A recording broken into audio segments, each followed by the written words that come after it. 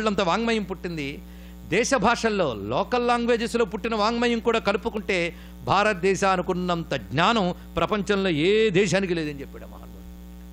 అలాగే మన తెలుగు భాషలో తమిళ భాషలో అన్నిట్లోనూ గొప్ప గొప్ప గ్రంథాలు పుట్టే మహర్షులు పుట్టారు ఒక్కొక్క భాషలో, సామాన్యులు కారు.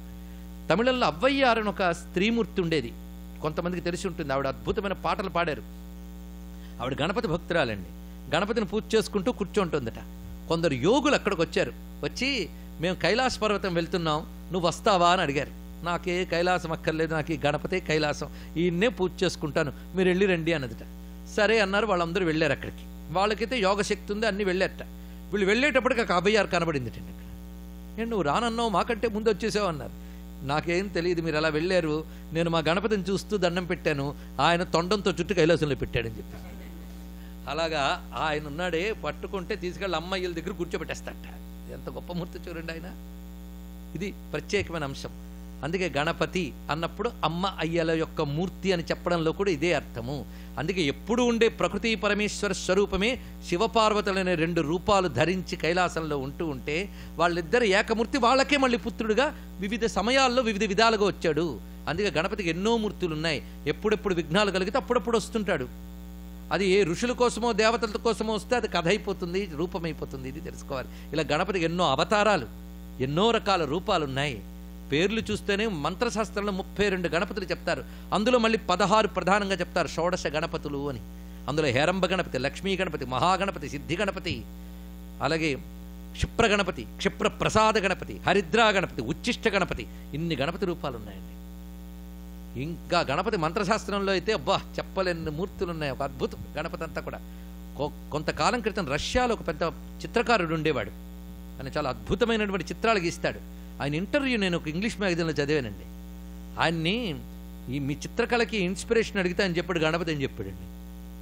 గణపతి గురించి చెప్పండి అంటే ఆయన కొంతసేపు కళ్ళీళ్ళు వచ్చి అలా సమాధి స్థితిలోకి వెళ్ళి గణపతి గురించి ఏం చెప్తాను, నేను యోగాభ్యాసం చేస్తుంటే నాకు రకరకాల గణపతి యొక్క తేజస్సు కనబడింది, వాడిని సింబాలిక్గా పెయింట్స్ చేసి అని చూపించట. కొన్ని అద్భుతమైన పెయింటింగ్స్ పుంఖాలు ఉన్నాయండి మహానుభావుడు. అది గణపతి తత్వం చిన్న విషయం కాదు. అది యోగశాస్త్రంలో కూడా చాలా గొప్ప అంశం ఉన్నది. మొత్తానికి పార్వతీ పరమేశ్వరుల తనయుడు అంటే ఇప్పుడు అర్థమైంది కదా. కనుకనే శిరస్సుతో కొట్టాడు. ఈ కథలో కూడా ఉన్న సింబాలజీ మనకు తెలిసి ఉంటుంది. ఇప్పుడు ప్రకృతి పురుషాత్మక తత్వమే చెప్పడమే శివశక్తుల పుత్రుడు అని చెప్పడంలో ఉన్న ప్రధానమైన ఉద్దేశం. ఇంకా మరికొన్ని విశేషాలు గణపతి గురించి మనం చూస్తే గణపతి అనే పేరుకు అర్థం చూద్దాం. గణపతి అనగానే బాగా గుర్తొచ్చే కొన్ని పేర్లు తీసుకుందాం. గణపతి, గణేశ, వక్రతుండ, హేరంబ, చెప్పండి ఇంకా, వినాయక, విఘ్నేశ్వర, లంబోదర, ఏకదంత, ఎన్నున్నాయో 1000 నామాలు ఉన్నాయండి గణపతికి. ఏదో కొన్ని చెప్పుకున్నాం, పోనీ బాగా పాపులర్గా వచ్చినవి. ముందు అడగగానే చెప్పగలిగేవే ముందు తెలుసుకుందాం. ఇంకా వెతికితే చాలా సుముఖ కదంత తెచ్చకపిలవగనక చాలా ఉంటాయి, మనకెందుకు దాని విషయం. కానీ ఇప్పుడు గణపతికి ఇష్టమైన తిథి అని చెప్పాం. చవితి అంటే 4 కదా. 4 ఓంకారంకి ఎన్ని భాగాలు ఇప్పుడు అర్థం చేసుకోండి. చతుర్థి, ఆయనకు 4 చాలా ఇష్టమైన సంఖ్య. అందుకే గణపతి మంత్రాలు కొన్ని 28 అక్షరాలు ఉంటాయి. సాధారణంగా ఏ దేవత మంత్రం చేయాలని లక్షలు చేయాలట. ఈయన 28 అక్షరాలు ఉన్నా 28 లక్షలు చేయక్కర్లేదట. 4 లక్షలు చేస్తే సిద్ధి. చతుర్లక్ష జపప్రీత చతుర్థీ తిథి పూజిత అన్నారు ఇక్కడ. అందుకు చతుర్థి సంఖ్య ఆయనకి చాలా ఇష్టం. 4 ఎందుకు 4 ఇప్పుడు తెలిసిపోయింది కదా. ఇది దానికి ఓంకారం 4 భాగాలు కనుక 4 భాగాలు ఓంకార రూపుడు కనుక 4 ఈయనకి చాలా ప్రీతికరమైనటువంటి స్వరూపం ఇది. శుద్ధ చవితి నాడు పార్వతీ పరమేశ్వరుల తనయుడుగా వచ్చాడు. ప్రకృతి పురుషాత్మకమైతేనే వరములు, అందుకే వరద చవితి చూసారా. కృష్ణ చవితి నాడు ఆయనకు కనబడ్డాడు మాఘమాసంలో, అది సంకష్ట చతుర్థి. అందుకే ప్రతి కృష్ణ చవితి నాడు గణపతిని పూజ చేస్తే కష్టాల నుంచి బయటపడతాం, ఎలాంటి ఆపద నుంచైనా బయటపడతామండి. అలాగే వరద చవితి నాడు పూజ చేస్తే ఎలాంటి కోరికైనా తీరుతుంది. ఇది గణపతిని ఈ విధంగా ఆరాధించే పద్ధతులు మనం తెలుసుకున్నాం. ఇప్పుడు స్వామివారికి ఉన్న గణపతి పేరుకున్న అర్థాన్ని చూద్దాం. మామూలుగా గణపతి అంటే గణములకు పతి. మనం అనుకుంటా ప్రమద గణాలకి పతి అని కాదు, లోకంలో అన్ని గణాలకి పతిట. ఇప్పుడు దీనికి ఒక్కసారి మీనింగ్ ఆలోచించండి. గణపతి అనే మాట మననం చేస్తే మంత్రసిద్ధి వస్తుందండి. ఎప్పుడైనా మంత్రం ఎప్పుడు సిద్ధిస్తుందో తెలుసా, ఊరికిన వల్లె వేస్తే కాదుట, దాని అర్థాన్ని కానీ గట్టిగా పట్టుకుంటే అదే పారాయణ. పారాయణ శబ్దానికి అసలు అర్థం ఏంటంటే భావనాత్మకంగా గట్టిగా పట్టుకోగలిగితే అది పారాయణ. అంతేగాని 1,00,000 మార్లు మీరు ఊరికినే చదివినా దానికంత శక్తి లేదని నేను అన్న అదొక దోషం. కానీ ఒక 100 మార్లు చదివే కంటే ఒక్క మారు భావనాత్మకంగా తెలుసుకుంటే శక్తి ఎక్కువ. అందుకే నేను చదవడం మానేశానంటే అనద్దు, దానికంటే ఇది. అందుకే నిన్న కొందరు అన్నారు, 1,00,000 హనుమాన్ చాలీసా పారాయణ చేస్తున్న వాళ్ళు ఉన్నారు కదా, వాళ్ళందరూ వస్తామనుకున్నా కానీ అందరూ రాలేదంటే వాడు పారాయణ చేస్తారు కానీ హనుమంతుడు అక్కర్లేదండి వాళ్ళకని చెప్పాం. వాళ్ళకి హనుమంతుడు అక్కర్లేదు. ఎవడైతే అర్థ వివేచన చేస్తాడో వాడిని భగవంతుడు పట్టుకుంటాడు, కానీ ఊరికనే స్వార్థం కోసం వల్లే వేసేవాడికి భగవంతుడు దొరుకుతాడా? అయితే అసలు రిజల్ట్ లేదు నేను అనను. అర్థం లేకుండా చేస్తే ఎంత రావాలో అంత వస్తుంది, అర్థం తెలుసుకొని చేస్తే అంతా వస్తుంది. ఇది తెలుసుకోండి. ఇక్కడ నేను ఒక్కొక్క నామానికి మనం అర్థం చెప్పుకుంటున్నామంటే ఆ మంత్రాన్ని సిద్ధింపజేసుకుంటున్నామని భావంతో వినండి. గణపతి, ఒక నామాన్ని కూర్చొని ఆలోచన చేయాలండి, అదే పెద్ద సాధన. గణములకు పతి. ఇప్పుడు దీన్ని తీసుకుందాం యాజ్ ఇట్ ఈజ్గా. గణములంటే ఏమిటి? గణం అనే మాటకు అర్థం ఏంటంటే సమూహం, గ్రూప్ అని అర్థం, లేదా కలెక్షన్. ఇది గణం అంటే అర్థం. కానీ గణ శబ్దానికి సాంస్క్రిట్లో వ్యుత్పత్తి ఏమిటయ్యా అంటే గణ్యంతే సంఖ్యాయంతే ఇది గణం అన్నాడు. అంటే కౌంటబుల్ ఏదో అదాన్ని గణపతి అన్నట్ట. కౌంటబుల్ గణము అంటే కౌంటబుల్ లేదా కాల్కులేట్ చేయడానికి దొరికేది, లెక్క పెట్టగలిగేది. గణనము అంటే లెక్క. అలా లెక్క కందేవన్నీ కూడా గణములు, లెక్క కందేవి గణములు. సృష్టిలో లెక్కకు అందనిది ఏదో చెప్పండి, అన్నీ అందుతాయి. లేదండి నాకు నక్షత్రాలు లెక్కకు అందవండి అన్నాడు. అందుకు ఒక ఆయన చెప్పాడు, నక్షత్రాలు ఎన్నో అంటే 1,20,00,000 అన్నట్ట. అబ్బాయి నేను నమ్మను, అయితే లెక్క పెట్టుకో అన్నట్ట. ఇది హాస్యంగా ఉన్నా మనం లెక్క పెట్టలేం, కానీ వాటికి లెక్క ఉంది. మనకి ఇంపాసిబుల్, కానీ ఇంకా చేతనైతే పాసిబులే మరొకడికి. మనకు ఆ ఎనర్జీ శక్తి లేదు, కానీ సృష్టిలో అన్నిటికీ లెక్క ఉందండి. అక్కడ మనకు లెక్క ఉంది. లెక్క ఉంది అంటే ఎంతమంది ఉన్నారు, ఎప్పుడు ఉంటారు, ఎంతకాలం ఉంటారు, అది కూడా లెక్కే. అవును, మనకు లెక్క లేదు. చిన్నప్పుడు ఎంత ఉన్నాం, పెరిగాక 18 ఏళ్ల వరకు అంత పెరిగారు అంతే, తర్వాత మరి పెరగట్ట. అక్కడ తర్వాత అక్కడికి ఒక మెజర్మెంట్, అది లెక్కే. కానీ ఎంతకాలం ఉంటారు అది లెక్కే. ప్రతిదీ లెక్క లెక్క లెక్క. ఈ లెక్క కందేది గణము. అంటే ప్రకృతి అంతా లెక్క కందుతోంది. ఈ లెక్క అందే దాన్ని ఎవడు కంట్రోల్ చేస్తున్నాడు? వాడు లెక్క కందడు. వాడు అపరిమితుడు, ఇన్ఫినైట్. సత్యం జ్ఞానం అనంతం బ్రహ్మ. అర్థమైంది కదా? గణము అనగా ప్రపంచము. ప్రపంచమంతా లెక్క కందుతోంది. దీన్ని ఎవడైతే కంట్రోల్ చేస్తున్నాడో వాడు లెక్క కందడి. వాడే దీనంతటికీ రూలర్ అనడానికి పతి అంటారు. కానీ గణము అనగా లెక్క కందే ఈ ప్రపంచము. ప్రపంచంలో జీవులు, కాలము, 3 వచ్చేసేయండి. కాలము, ప్రపంచము అంటే టైం అండ్ స్పేస్. దీనిలో ఉన్న జీవులు మొత్తం, ఇదంతా గణం. ఈ మొత్తాన్ని ఎవడు కంట్రోల్ చేస్తున్నాడో వాడు గణపతి. ఇప్పుడు గణపతి అనగానే తెలిసిపోయింది, గణమునకు పతి గణపతి, ప్రపంచానికి పాలకుడు. ఇది తెలిసిపోయింది. అంతేకాదు, సృష్టిలో అన్ని గణాలే. మీరు ఆలోచించండి, నక్షత్ర గణము కలెక్టివ్, ఒకే లక్షణం కలిగిన వాటిని ఒక దగ్గరికి తీసుకొచ్చేస్తే గణము అంటాం. నక్షత్రములు, గ్రహములు, ఇలాగ గణాలు ఉన్నాయి. ఈ గ్రహాల్లో మళ్ళీ భూమి దగ్గరికి వద్దాం. ఈ భూమి యందు ఒకటే అనుకుంటే భూమిలో బోల్డ్ గణాలు ఉన్నాయి. వృక్షగణం, మనుష్యగణం, పక్షిగణం, జంతుగణం, ఇవన్నీ చూద్దాం. మళ్ళీ మనుష్యులకు రండి. మనుష్యులంతా ఒక గణం అన్నాం ఇందుక. మళ్ళీ లోపలికి రండి. గణాల్లో మనుష్యులు, స్త్రీలు ఒక గణం, పురుషులు ఒక గణం. ఇంకా దేశాల బట్టి, జాతుల బట్టి, గుణాల బట్టి, వృత్తుల బట్టి, స్థితుల బట్టి మళ్ళీ గణములు. పేదవాళ్ళు, ధనికులు, సంపన్నులు, చదువుకున్న వాళ్ళు, మళ్ళీ గణములు వచ్చాయి. ఇది ఎక్కడికెక్కడ డివిజన్స్, సబ్ డివిజన్స్. ప్రపంచమంతా గణము గణము గణము గణము. అవునా లేదా? అయితే గణములన్నీ అనేకం చూస్తున్న కొద్దీ కన్ఫ్యూజనే. కానీ అనేకములుగా ఉన్న గణముల్లో వ్యాపించిన వాడు మాత్రం ఏకం. అవునా లేదా? ఏకమే. ఇది సరిగ్గా భగవద్గీతలో 18వ అధ్యాయంలో అవిభక్తం విభక్తేషు తజ్ఞానం విద్ధి సాత్వికం అన్నాడు. విడివిడిగా కనబడుతున్న వాటిలో విడవకుండా ఉండే ఏక చైతన్యాన్ని నేనే అన్నాడు ఇక్కడ. ఏకం అద్వితీయం బ్రహ్మ. ఉపనిషత్తు ఏకోనైక సవక్కం ఎత్తత్పదమనుత్తమం ఏకః. అదే నైకః. అనేకముగా కనబడుతున్న ప్రపంచం కూడా ఆయనే, అందులో వ్యాపించిపోయాడు. కానీ నిజానికి ఆయన ఏకమే. ఇంకా నన్ను అర్థం చేసుకోవయ్యా అంటున్నాడు కృష్ణ పరమాత్మ. మత్త పరతరం నాస్తి యత్కించిదస్తి ధనంజయ మయి సర్వమిదం ప్రోతం సూత్రే. ఎవరైనా భగవద్గీతలో ఒక్క శ్లోకం అందిస్తే నాకు ఆనందం. మొన్ననే పోటీ పెట్టామండి, రిజల్ట్ వచ్చాను, ఎవరో చెప్పారు నాకు. సూత్రే మణిగణా ఇవా. అక్కడ ఏం వాడాడు? గణ. చూసుకోండి, ఒక దారంలో మణుల హారంలో దారం ఎలా ఉంటుందో, మణులు అనేకం, దారం ఏకం. అలాగే ప్రపంచంలో జీవులందరూ మణుల్లాగా ఉంటూ ఉంటే నేను దారంలా వాటిలో వ్యాపించున్నానయ్యా అన్నాడు. ఇక్కడ హారంలో దారం కనబడుతుందా? కనబడుతుందండి. కానీ హారం చూసేటప్పుడు దారం ఉందని నువ్వు అనుకోవాలి, అస్యూమ్ చేసుకోవాలి. అందుకు ఉందో లేదో కట్ చేసి చూస్తాను అనక్కర్లే, నాలెడ్జ్ ఉంటే చాలు. అదేవిధంగా మణులు కనబడుతున్నా దారం కనబడకపోయినా హారం గనక దారాన్ని ఒప్పుకుంటాం. కనుక మణుల హారంలో దారం కనబడిపోయినా ఎలా ఒప్పుకుంటున్నావో ప్రపంచంలో పరమాత్మ కనబడకపోయినా ఒప్పుకోవలసిందే. అని దారంలో ఆధారంగా ఉన్నాడయ్యా అన్నారు ఇక్కడ. కనుక మణులు గణములు, దారము పతి, అదే కదా కంట్రోల్ చేస్తుంది. కనుక గణములుగా ఉన్న ప్రపంచాన్ని కంట్రోల్ చేసేవాడెవడో గణపతి. ఎంత అద్భుతంగా భిన్నత్వంలో ఏకత్వం అంటే ఇంతేనండి.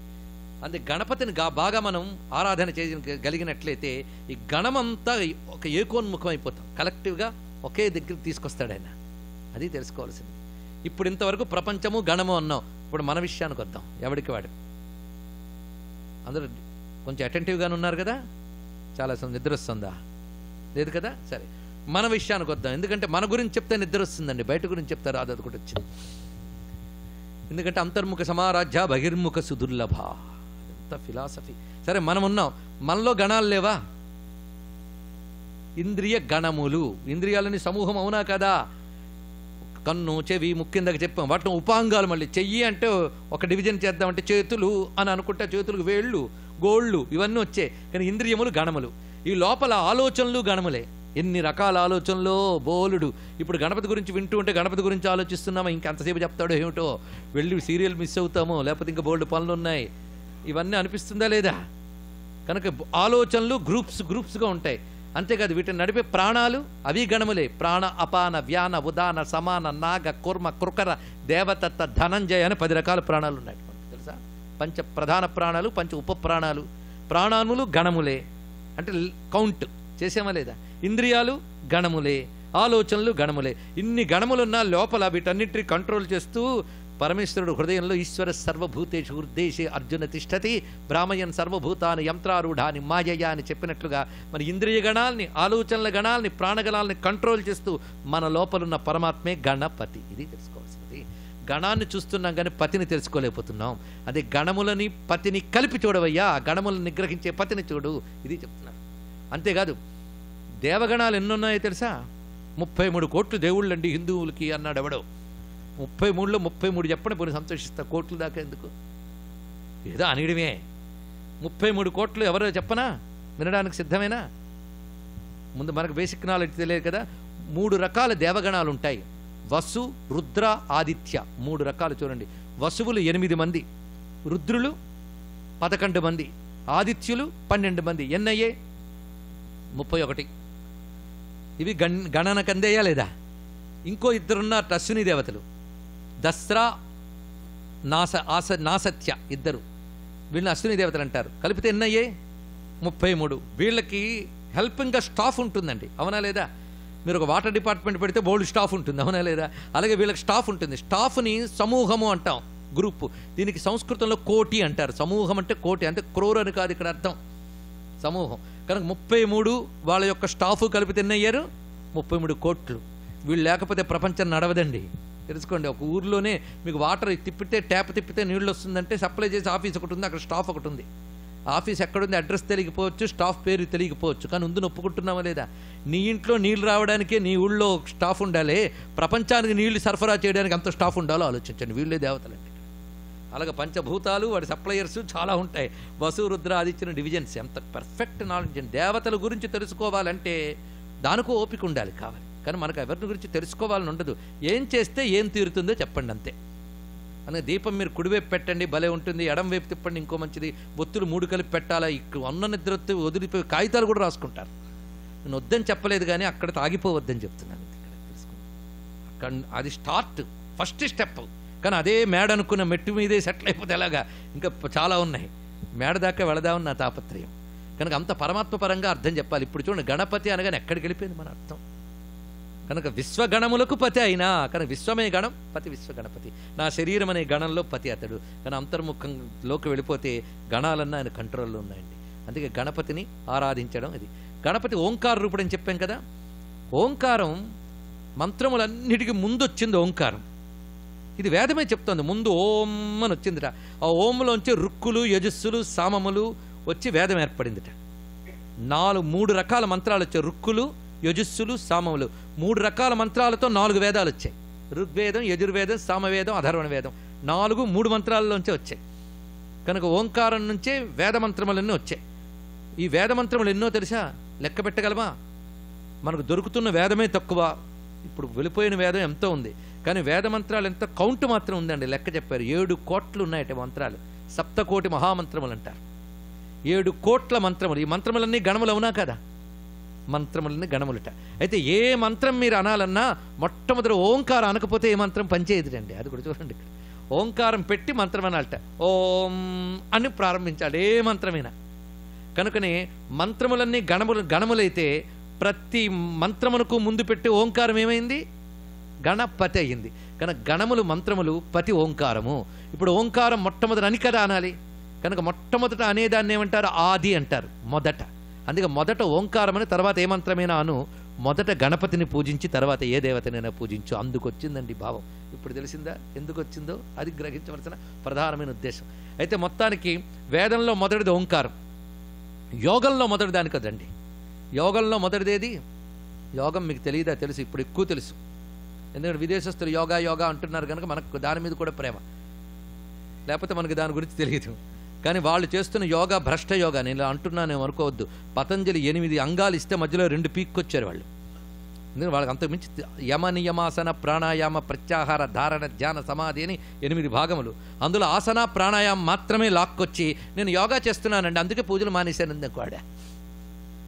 ఆఖరికి యోగాలు ఫిట్నెస్ ఎక్సర్సైజులు అయిపోయాయి. దాన్ని ఇంకా హిందూ మతం అని యాక్సెప్ట్ చేయడానికి ఇష్టం లేక క్రిస్టియన్ యోగా అని కూడా తయారైందిట. అదేమిటో సాంకర్యం చేయడంలో నెంబర్ 1 వాళ్ళు. ఓం అంటే హిందూ మతం, అమ్మ అంటారు వాళ్ళది. ఇది ఎందుకంటే అంత ప్రారంభం. ఎందుకంటే పతంజలి యోగ శాస్త్రం ఒప్పుకుంటే ఓంకారం ఒప్పుకోవాలి. అది ఒప్పుకుంటే హిందూ మతం యాక్సెప్ట్ చేసినట్టు అయిపోతుంది. కనుక ఈ మధ్య హిందూయిజం కాదు యోగా అన్న టౌన్ అంటాడు వీడు. హిందూయిజం యోగా కాకపోతే మరేమవుతుందండి? మనం పూజ చేసినప్పుడు కూడా ప్రాణాయామం పడతామా లేదా? లేదండి. లేదా మీ సత్యనావర్తం చేస్తారా ఏడాదికోసారైనా? అప్పుడు పురోహితుడు చెప్తారు ముక్కు పట్టుకోండి అని. నీదా నాదా అని డౌట్. అప్పుడు ముక్కు పట్టుకోవడం అంటే ప్రాణాయామం అండి. అది అక్కడ పోయింది మనకి. అంటే పూజలో కూడా యోగం ఉంది మనకు. చూడండి ఇక్కడ ప్రాణాయామం పతంజలి ఇచ్చిందేగా. ముందు మనకు క్లారిటీ ఉండాలి. యోగం చేసేటప్పుట మొదటి నుంచి చక్రాలు ఉంటాయి తెలుసా? విన్నారు ఎప్పుడైనా? ఏదో లలితా శాస్త్రం పాపులు రావడం నాకు సులభమైంది. మూలాధారం, స్వాధిష్టానం, మణిపూరం, అనాహతం, విశుద్ధం, ఆజ్ఞాచక్రం, సహస్రారం యోగా, కుండల్ని యోగా. ఇంకా మీకు తెలియకపోతే జాన్ వుడ్రాఫ్ అని ఆయన 19th సెంచరీలో ఇండియాలో సర్పెంట్ పవర్ అని పుస్తకం రాశాడు, చదువుకోండి. ఇప్పుడు ఈ మధ్య కుండల్ని యోగా మీద చాలా పుస్తకాలు వచ్చాయి. అయితే అదేదో చేసేద్దామని ప్రయత్నించదు. మళ్ళీ 30 రోజులు తమిళం నేర్చుకోవచ్చు కానీ 30 రోజులు కుండల్ని చేయలేరు. అన్నీ వ్యాపారం అయిపోతున్న రోజులు. కానీ మీరు ఏ దేవతను ఆరాధించినా మీకు తెలియకుండానే కుండల్ని జాగరణ జరుగుతుంది. జాగ్రత్తగా. కుండలినిలో మొట్టమొదటి చక్రం ఏంటి? మూలాధారం. మీరు ఇప్పుడు మళ్ళీ మహానుభావుడు ముత్తుస్వామి దీక్షితుల కీర్తనలోకి రానండి.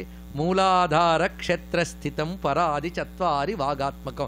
ఘంటసాల గారి వల్ల నాకు ఇంకా సులభమైంది. ఈ పాట అందరికి పాపులర్ అవునా లేదా? వాతాపి గణపతి భజేహం. మూలాధార క్షేత్రస్థితం అని చెప్పాడు. ఇది వేదంలో త్వం మూలాధారే స్థితోసి నిత్యం, అధర్వణ వేదంలో మంత్రం అది. మూలాధారంలో గణపతి ఉంటాడట.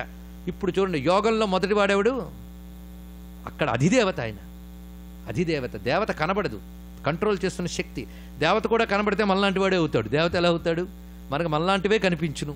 దేవత శక్తి అది ఇంద్రియానికి కనిపించదు, కానీ అక్కడ శక్తి అతను మూలాధారంలో. అక్కడి నుంచి కుండల్ని పైకి పాకుతుంది. ఆ గణపతి అక్కడ గట్టిగా పట్టి ఉంచితేనే యోగం కానీ జీవితం కానీ ఏవైనా. అంటే ఇప్పుడు మూలాధార చక్రం ఎవరికి ఉంది? హిందువులకా? అందరికీ ఉంది కదా. గణం అంటే ఎవరికి ఉంది? అందరికీ ఉంది కదా. కానీ గణపతి అందరి దేవుడు. అందుకే చెప్పాం నామంతో ఆగిపోతే మతం, అర్థం తెలుసుకుంటే యూనివర్సల్. అలాగే మూలాధార చక్రంలో గణపతి ఉన్నట్ట. ఇప్పుడు యోగపరంగా కూడా ఆదిదేవుడు ఎవరు? గణపతి. ఇందాక ఓంకార పరంగా ఆది గణపతి. అంటే మన హిందూ మతంలో ఎలా వచ్చినా ఒకదాని కూడా ఇంటర్ కనెక్షన్ చూడండి. మూలాధార క్షేత్రస్థితమైన వాడే ఆది గణపతి కనుక యోగంలో కూడా మొదటివాడు గణపతి, పూజలో మొదటివాడు గణపతి, మంత్రంలో మొదటివాడు గణపతి, ప్రపంచానికి మొదటివాడు గణపతి, ఓంకార రూపుడు. ఇది దీని యొక్క ప్రధానమైన ఉద్దేశం. ఇలా గణపతిని యోగపరంగా మనం అర్థం చేసుకున్నాం. వినాయక ఇదొక పేరున్నది కదా. వినాయకుడు అంటే వినయం అనే మాట విన్నారా? ఈ దేశాల్లో కనబడదు అది. ఇప్పుడు పిల్లల్లో అసలు కనబడింది అదే. కానీ విద్యా దదాతి వినయం అన్నారు. విద్య వల్ల వినయం రావాలన్నారు. అది తప్ప అన్నీ వస్తున్నాయి. ఏం చేస్తాం? అంటే విద్యలు కావని అర్థం అనమాట. విద్యా దదాతి వినయం వినయాద్యాతి పాత్రత పాత్రద్వా ధర్మాప్నో ధనాధర్మం తతసుఖం. వినయం, వినయం అనే మాటకు అర్థం ఏంటి? వినయం అంటే చెప్పండి అమ్మ, ఏం పర్వాలేదు. మేము కూడా చెప్తే కూడా చెప్తాడేమోనా. అందరూ స్నేహపూర్వకంగా పాల్గొనాలని. పైగా ఇదేదో కష్టమైన సబ్జెక్ట్ అని ఫీలింగ్ వదిలేయండి. హాయిగా ఆడుతూ పాడుతూ చెప్పుకోవాల్సిన సబ్జెక్ట్.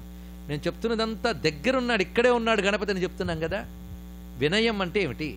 వినయం అంటే మనకు చదువు ఏవి లేక ముందు ఒక రాగా ఉంటాను చూసారా, అలా కాకుండా చదువు సంస్కారములు నేర్చుకున్నాక మన బిహేవియర్లో ఒక పాలిష్నెస్ వస్తుంది.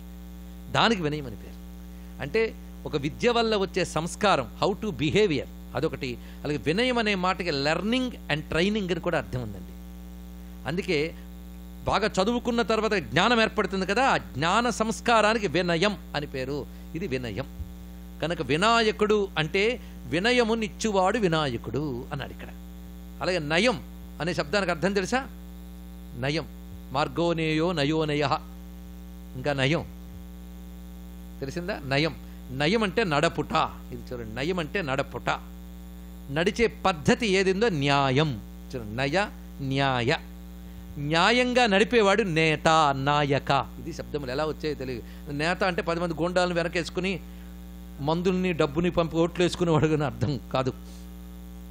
న్యాయబద్ధంగా నడిపేవాడు అని నడచుట నయము, నడిపే పద్ధతి న్యాయము, నడిపే పద్ధతితో నడిపించేవాడు నాయకుడు లేదా నేత అన్నారు ఇక్కడ. అది విశేషముగా నడిపిస్తే వినయము. కనుక వినయముగా అంటే విశేషముగా ప్రపంచం నడిపే నాయకుడు వినాయకుడు. ఇది అర్థం. అంటే మనల్ని తీర్చిదిద్ది నడిపిస్తాడు, జ్ఞానం ఇచ్చి తీర్చిదిద్ది మనల్ని నడిపించే నాయకుడు. ఇది లీడర్. కానీ వినాయకుడు అంటే లీడర్ అని అర్థం అట. విగత నాయక వినాయక మరొక అర్థం. ఆయన అందరికీ లీడర్ కానీ ఆయనకి ఎవడు లీడర్ లేడు, అది ఇక్కడ అర్థం.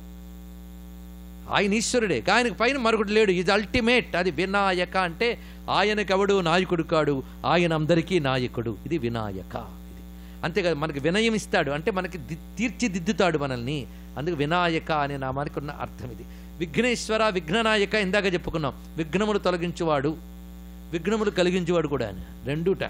ఆయన కానీ సరిగ్గా పట్టుకోకపోతే వెళ్ళంత అంటట. కుక్క ఉంటుంది, ఒక పెద్ద చాలామంది పెంచుతూ ఉంటారు. అక్కడికి వెళ్ళగానే కుక్క మీదకి వస్తూ ఉంటుంది, భయపడుతూ ఉంటాం మనం. టామీ ఇలా రా అంటాడు, లోపలికి కదా చక్కగా తోక ముడుచుకు వాడి దగ్గరికి వెళ్ళిపోతుంది, మన మీదకే ఎగురు వస్తుంది. దొంగలు వచ్చి అనుకోండి, టామీ ఉసుకో అంటాడు వాడు, ఆ కుక్క మీదకి వెళ్తుంది. అంటే వెనక్కి లాగాలన్నా తోలాలన్నా కుక్క వాడి కంట్రోల్లో ఉంది. అలాగే విఘ్నములన్నీ ఆయన కంట్రోల్లో ఉన్నాయట. కావాలంటే ఉసుకో అంటాడు ఆయన. అనగానే విఘ్నాలు మీదకి వస్తాయి, జాగ్రత్త. వినాయకుడి పెళ్లికి 1000 విఘ్నాలని సామెత విన్నారా? కనీసం సామెతలు బతికించుకున్న సంస్కృతి బతుకుతుందండి. మా పిల్లలకి వేదం చెప్పించిన అంది ఒక ఆవిడ, ముందు సామెతలు చెప్పించండి, వేమన పద్యాలు చెప్పించండి, తర్వాత వేదాలు చెప్పచ్చు. ఎందుకు అన్నప్రాసన నాడు ఆవకాయలు పెట్టి పిల్లలు ఆరోగ్యాలు పాడు చేస్తారు. ముందు పద్యాలు, నీతి పద్యాలు బతికించండి అమ్మా. ఇక్కడ అందరం సుమతి శతకాలు వేమన శతకాలు చదువుకొని ఇక్కడ దాకా వచ్చారు. ముందు వాటి బతికించుకుందాం, తర్వాత ఉట్టికెక్కలేనమ్మ స్వర్గానికి వెళ్తుందా అని మాట ఎలాగున్నది. వినాయకుడి పెళ్లికి 1000 విఘ్నాలు అంటే ఏంటో తెలుసా? ఆయన పెళ్లికి విఘ్నాలు వచ్చాయి. అసలు పెళ్ళి అయిందా, అది పెద్ద సబ్జెక్టు. వినాయకుడి పెళ్లికి 1000 విఘ్నాలు అంటే పెద్ద ఆలోచించక్కర్లేదండి. పెద్ద పోలీస్ ఆఫీసర్కి పెళ్ళి అయిందిట. పెళ్లికి వెళ్ళాం, రిసెప్షన్ దగ్గర నుంచి భోజనాల వరకు అందరూ పోలీసులే. మొత్తం ఎక్కడ పెడితే అక్కడ వాళ్ళే, రండి కూర్చోండి భోజనం చేసుకోండి. ఎందుకంటే పోలీస్ ఆఫీసర్ కింద పని వాళ్ళు కదా. కానీ వీళ్ళందరూ పెళ్లిలో పాల్గొన్నట్ట. ఎంతమంది పోలీసులను భయపడతామా? పోలీస్ ఆఫీసర్ పెళ్లి కనుక వాళ్ళందరూ. అలాగే వినాయకుడి పెళ్లికి వెళ్తే విఘ్నాలు వెల్కమ్, విఘ్నాలే భోజనం, అన్నీ అవేట. విఘ్నదేవతలు ఇవి తెలుసుకోవాలి.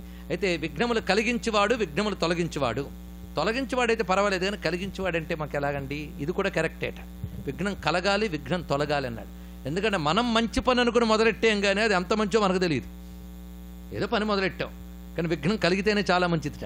ఒక ఆయన పాపం ఫ్లైట్ టికెట్ తీసుకున్నాడు, సాయంత్రం 6ంటికి ఫ్లైట్. ట్రాఫిక్ని ఎస్టిమేట్ చేసుకుని 1 గంటగా బయలుదేరాడు. ఇక్కడ నుంచి చాలా జాగ్రత్తగా, ఎంతో ట్రాఫిక్ అండి, చాలా దాటాలి అన్నాడు. వాడు వెళ్ళేటప్పటికి మధ్యలో వీడు ఊహించేందుకు కూడా భయంకరంగా తోవలో 4 యాక్సిడెంట్లు, 5 వర్షాలు, ఆగిపోయింది మొత్తం ట్రాఫిక్. వెళ్ళేటప్పటికి ఫ్లైట్ వెళ్ళిపోయింది. చచ్చా ఎంత తప్పు చేశాను. ఇంటికి వెళ్ళాడు, న్యూస్ పెడితే ఫ్లైట్ యాక్సిడెంట్ అయిందిట. ఇప్పుడు వాడు విఘ్నం వాడికి మంచిదైందే లేదా చెప్పండి ఇక్కడ, అవునా లేదా? అంత పార్లమెంటు, అందులో ఎక్కడైనా డబ్బిస్తే పని జరిగే చోట ఆ దేశమే. ఆ పార్లమెంట్లో బాంబులు పెట్టారు, చివరికి రిమోట్ పని చేయలేదు. విఘ్నం కలిగిందా లేదా? చూశారు ఎంత క్షేమం. మాకు మించిన సెక్యూరిటీ లేదు, మేము 107 అంతస్తులు కట్టుకున్నామంటే మొత్తం కుప్పకూలింది, ఏం లాభం? కనుకనే ఆయన కానీ అనుగ్రహిస్తే దుర్మార్గుడు దుర్మార్గం చేయకుండా కాపాడగలడు. సన్మార్గుడికి తెలియని చెడు ఉంటే పక్కకి తొలగించగలడు. కనుక మంచి పనికి విఘ్నం తొలగాలి, చెడు పనికి విఘ్నం కలగాలి. ఈ రెండు మంచి చెడు నీకు తెలియవు, ఆయన శరణు వేడు.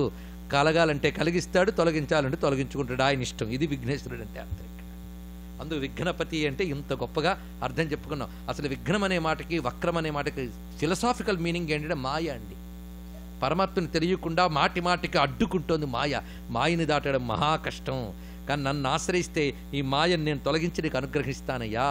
దైవీ ఏషా గుణమయి మమ మాయా దురత్యయ మామేవయే ప్రపద్యంతే మాయామేతాం తరంతితే. నా మాయ దాటడం మహా కష్టం, కానీ నన్ను శరణి పెడితే దాటేస్తావు. కనుక విఘ్నము నా మాయ, నన్ను శరణి పెడితే ఈశ్వరుణ్ణి నేను గనక విఘ్నమును తొలగించి నన్ను అనుగ్రహిస్తాను. ఇది కూడా వేదాంతపరమైన అర్థం. కనుక విఘ్నేశ్వర, వినాయక, గణపతి, హేరంబ. ఇప్పుడు దీనికి అర్థం చూద్దాం. హేరంబ గణపతిట ఈయన ఎలా ఉంటాడో తెలుసా? ఒక్కొక్క పేరుకు ఒక్కొక్క రూపం ఉందండి. హేరంబ గణపతి ఎలా ఉంటాడంటే సింహం మీద కూర్చుని ఉంటాడట, 5 ముఖాలతో ఉంటాడట. కొంచెం ఆలోచించండి, సింహం మీద ఏనుగు, చాలా చిత్రం. అసలు సింహం ఏనుగు మీద పట్టి కొడుతుందిట. ఏనుగు కంటే సింహం గట్టిది, కానీ ఈ ఏనుగు అంత గొప్పదంటే సింహానికి కింద పెట్టి కూర్చుంది, అంత గొప్పది. ఇది ఎప్పుడొచ్చిందో తెలుసా ఈ స్వరూపం? ఈ కథ అద్భుతమైన కథ. శివుడు త్రిపురాసుర సంహారానికి బయలుదేరాడు. తెలుసు కదా, త్రిపురాసురులు 3 రాక్షసులు. ఈ 3 రాక్షసులు కలిసి ఒక తపస్సు చేశారట. ఎవడు తపస్సు చేసినా అడిగేది ఒక్కటే, నేను చావకుండా ఉండాలని. అదొకటి, చావకుండా ఉండాలి, ఉన్నంతకాలం హ్యాపీగా బలంగా ఉండాలని. అది రాక్షస కోరిక, మనకు మాత్రం లేదు. కానీ ఇట్స్ యాంటీ నేచర్. ఏం చేస్తాం?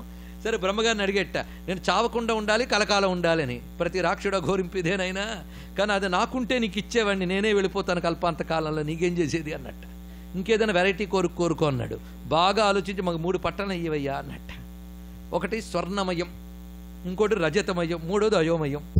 అయోమయం అంటే కన్ఫ్యూజన్ కాదండి. అయో అంటే ఇనుము, ఇనుముతో కూడినది ఒకటి, వెండితో కూడినది ఒకటి, బంగారంతో కూడినది ఒకటి. ఇవన్నీ సింబాలజీ అండి. అప్పుడే తెలిసిపోతుంది సత్వరజస్తమో గుణాలు, త్రిపురాలు మనకే అఘోరించాయి ఇవన్నీ కూడా. సరే, ఈ 3 కూడాను పట్టణాలు నిర్మించవు మాకు. పైగా ఈ పట్టణాలకి మొబిలిటీ ఉండాలి. అంటే మన స్పేస్ షటిల్ లాంటివి ఊహిస్తాం, మన పురాణాలు ఎలా కనబడుతున్నాయి చూడండి. ఇక్కడ మేము మొబిలిటీ, వీటి కదులుతూ ఈ పట్టణాలతో మాకు ఇష్టం వచ్చిన ఏ చోటు నచ్చితే దాని మీద దూకుతాం, దాన్ని నాశనం చేస్తుంటాం. అలాంటివి ఇయ్యవయ్యా అన్నట్ట. ఇంత భయంకరమైన కోరిక వచ్చిందంటయ్యా. కానీ ఎలాగోలా చావక తప్పదు, గుర్తుపెట్టుకుంటే మరొక కండిషన్ పెట్టారట. ఈ 3 పట్టణాలు సేమ్ లైన్లో ఉన్నప్పుడు శివుడు ఒక్క బాణంతో మమ్మల్ని చంపితే అప్పుడు మాత్రమే మేము చావాలి, అంతవరకు మేము చావకూడదన్నారు. ఇది చాలా తెలివైన వారు. ఎందుకంటే శివుడు అంత తేలిగ్గా ఎవరి మీద బాణం ఎత్తట్ట. ఆయన ఎత్తాలంటే దాని టైం పడుతుంది చాలా. 2, మేము ఎలాగో 3 ఒక లైన్లో ఉన్నప్పుడు కదా, అది ఉండకుండా జాగ్రత్త పడతాం. ఇవంతా వాళ్ళ ప్లానింగ్ వాడిది. ఇట్టే చావు తెలివితే ఎట్లంటారండి, కానీ చావు తప్పించుకోలేరు దీన్ని. సరే, 3 తయారు చేసుకున్నారు పట్టణాలు. ఇంకో వెళ్ళడం, దూకడం, ధ్వంసం చేయడం, ఇదే పని వాళ్ళు మొత్తం. సరే, పరమేశ్వరుని బతిమలాడారు. ఆయన బయలుదేరి వచ్చాడు. ఆ త్రిపురాసుర సంహారం అంతా పెద్ద సింబాలిజం. భూమి రథము, వేదాలు గుర్రాలు, బ్రహ్మ సారథి. అబ్బా, ఏమి అద్భుతం అండి. అవన్నీ చెప్తే ఇప్పుడు కథ అసలు గణపతి తత్వం కదా. సరే, మొత్తాన్ని కదులుతోంది. ఆ రథంలో వెళ్తున్నాడు పరమేశ్వరుడు. ఆఖరికి ధనుస్సు మేరు పర్వతం, వాసుకి వింటినారి, విష్ణువు బాణం పట్టుకుని ఎక్కువ పెట్టేట. ఒకే బాణంతో కొట్టాలి, మళ్ళీ రెండో బాణం ట్రై చేయకూడదు. ఎక్కువ పెట్టేటప్పటికల్లా 3 పక్కకి పోతున్నాయట. చాలాసార్లు పట్టుకుంటున్నాడు, 3 పక్కకు పోతున్నాయి. ఏం చేయాలి? శివుడికి విసుగొస్తుంది, ఏం చేయాలో తెలియలేదు. పక్కన అమ్మవారు కూర్చున్నట్ట. ఏమిటి వీళ్ళు ఎప్పటికీ దారికి రారు అంటే, పిల్లాడికి చెప్పొచ్చారా అని అడిగింది ఆవిడ. మర్చిపోయాను, పిల్లాడికి చెప్పడం మర్చిపోయాను. వెళ్ళాడు తిన్నగా. నాయన ఏమిటి ఒక్కంతటి చేయలేకపోతున్నాను ఏంటంటావని. నేను చూసుకుంటాను, నువ్వు వెళ్ళన్నట్టు. ఆయన ఇంకా ధైర్యం వచ్చింది, పట్టుకున్నాడు. పట్టుకోగానే మళ్ళీ 3 అడ్డదిడ్డం అవుతున్నట్టు. అడ్డదిడ్డం కాళ్ళతో మహాప్రమాదం. స్ట్రైట్ అది చూడండి. గణపతి చూసేట వెంటనే తొండం చాపి 3 గట్టిగా పెట్టించట ఒకే దాటిలో. ఇటు కూడా కథలు ఇప్పుడు కొట్టానా అన్నట్ట. 3 ఒకేసారి కొట్టేట పరమేశ్వరుడు. వెంటనే త్రిపురాసులు ధ్వంసమయ్యట. అప్పుడు గణపతికి చెప్పేట, నీ వల్లే నేను సక్సెస్ అయ్యాను ఏ బాబు అన్నట్టు. ఇక్కడ మీ బిడ్డని అంత మాత్రాన తక్కువ అనుకోవద్దు, మీ తర్వాత వచ్చాను కానీ చిన్నాళ్ళలో చూడొద్దు, మీ ఇద్దరిని కలుపుకున్న రూపం నా జాగ్రత్త అన్నట్టు. ఇక్కడ చూసారా, అది గణపతి స్వరూపం అండి. అయితే ఈ త్రిపురాసులను కొట్టే ముందుట గణపతిని ధ్యానం చేసేటండి పరమేశ్వరుడికి ఎన్ని ముఖాలు? 5 ముఖాలు, పంచముఖాలు. సజ్జోజాత వామదేవ అఘోర తత్పురుష ఈశాన 5 ముఖాలతో ధ్యానం చేస్తూ ఉన్నట్టు. ఆయన ధ్యానం చేస్తూ ఉండగా ఓం అనే ధ్యానం చేస్తున్నాడు. ఆయన చేస్తూ ఉంటే ఎదురుగా నాదం బయటకు వచ్చినట్టు అనిపించిందిట. ఏమిటా అని కళ్ళు తెరిచట్ట. ఎదురుగా మహాజ్యోతి కనబడుతుంది. తాను ధ్యానిస్తున్న మూర్తి ఎదురుగా దర్శనమిస్తుంది. చూసేట ఈయన 5 ముఖాలతో ధ్యానిస్తున్నాడు కదా, 5 ఏనుగు ముఖాలతో గణపతి కనబడ్డట. అంటే నేనే అక్కడికి వచ్చానా అని చూసుకుంటున్నట్టు అక్కడ. అంటే తాను ఎలా ఉన్నాడు అలాగే, అంటే తన నుంచి వచ్చిన తన స్వరూపమే